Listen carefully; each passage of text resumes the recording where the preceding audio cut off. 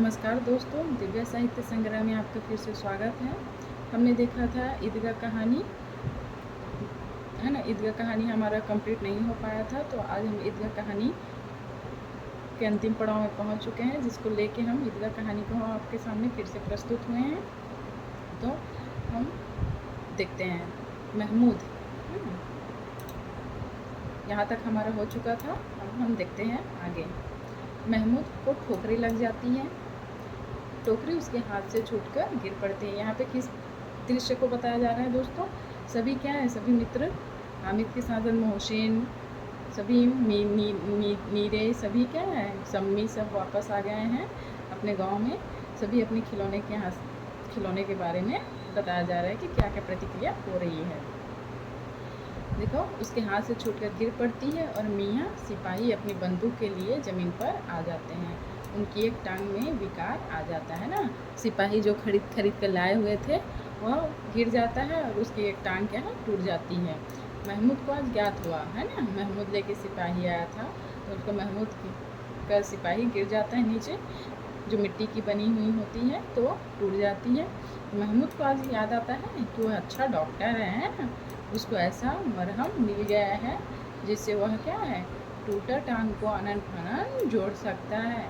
केवल गुलर का दूध उसे चाहिए।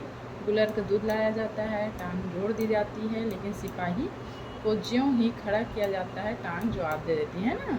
शल्य क्रिया सफल हुई, तब उसकी दूसरी टांग भी तोड़ जाती है। फिर महमूद लोग क्या करते हैं, उसकी दूसरी टांग को भी तोड़ देते हैं। अब कम से कम क्या है, एक जगह आराम से बैठ तो सकता है, एक टांग से तो नहीं चल सकता था, न बैठ सकता था। अब वो सिपाही सन्यासी हो गया है, अपनी जगह पर बैठ पहरा दे सकता है ना। कभी कभी देवता भी बन जाता है। उसके सिर पर झालरदार साफा खुरस दिया गया है। अब उसका जितना रूपांतरण चाहो कर सकते हो ना। अब उस खिलौने के साथ उन लोग क्या है, मस्ती कर रहे हैं। कभी कभी तो उससे बाँट का काम भी लिया जाता है। अब मियाँ हामिद का हाल सुनिए, है ना। अब हामिद चौपने लाया है चिमटा। अब उसका सुनते हैं कि क्या प्रतिक्रिया आती है। अमीना उसकी आवाज़ सुनते ही दौड़ी चली आई, उसे गोद में उठाकर प्यार करने लगी, है ना। जैसे ही पता चला कि हामिद मेले से लौट के गाँव वापस आ गया है घर, तो उसे क्या है, अमीना दादी दौड़ के आई और उसे गोद में उठाकर प्यार करने लगे ही। सहसा अचानक मतलब उसके हाथ में चिमटा देखकर वह चौंकी। हामिद के हाथ पे क्या है, चिमटा देखकर दादी अमीना चौंक गई। वो पूछ रही है कि यह चिमटा कहाँ था। तो हामिद कहता है मैंने मोल लिया है। तो पूछती है कितने पैसे में।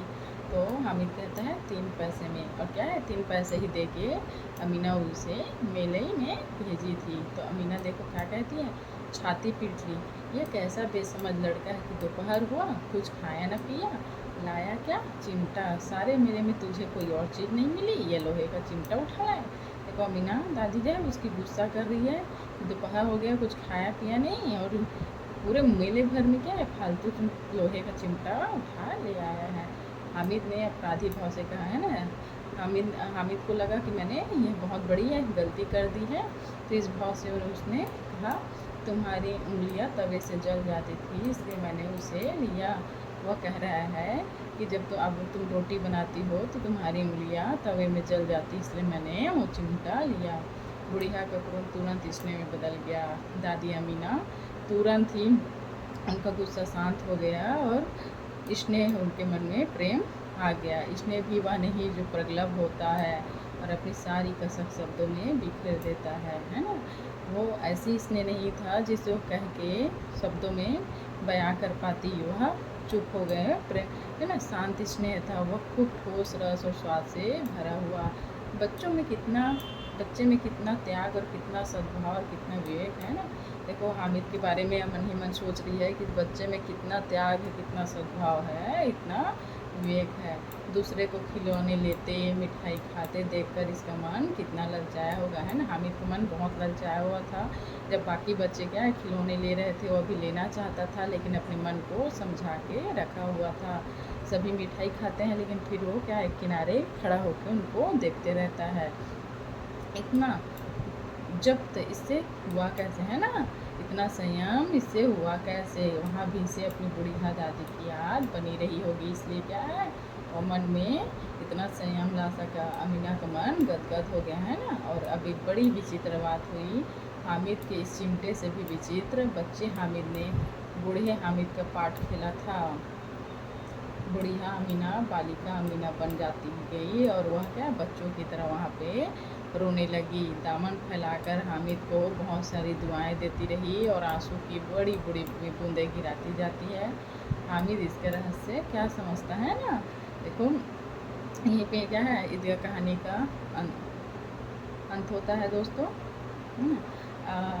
अगले वीडियो में हम आपके साथ प्रस्तुत होंगे ईदगाह कहानी का सारांश लेके, है ना। कहानी के तत्वों पर आधार पर उसकी समीक्षा लेके हम प्रस्तुत होते हैं और यहीं इसी कहानी के अंतिम पड़ाव के साथ हम आपसे विदा लेते हैं। धन्यवाद दोस्तों। फिर मिलेंगे हम ईदगाह कहानी के तत्वों के आधार पर उसकी समीक्षा लेके।